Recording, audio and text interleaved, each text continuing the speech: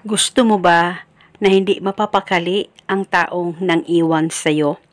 At gusto mo rin ba na siya ay mababaliw sa kakaisip sa'yo at siya ay makakonsensya sa lahat ng ginawa niya sa'yo?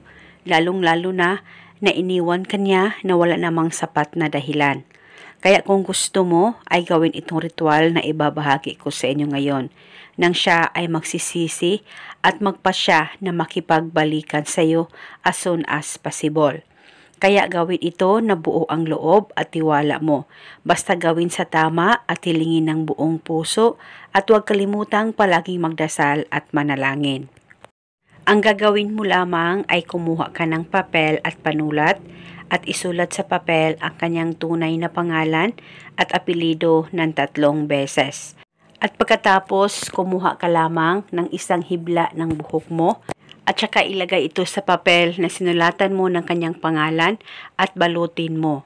At pagkatapos mo nang mabalot ang buhok mo sa papel, ay hawakan saglit, ilapit sa baba mo, mag-focus at mag-concentrate ka, pakaisipin mo siya ng mabuti at ibulong mo ang mga salitang ito. Pangalan at apelido. Sa kapangyarihan at tulong nitong ritual, ikaw ay mababaliw sa kakaisip sa akin at magpasya kang balikan ako agad.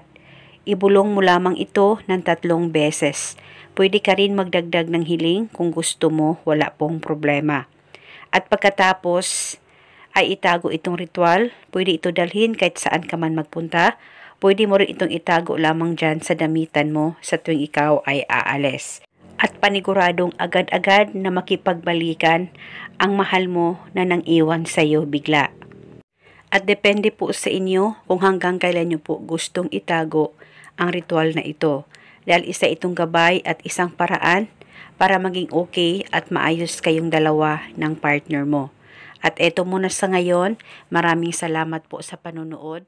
May God bless.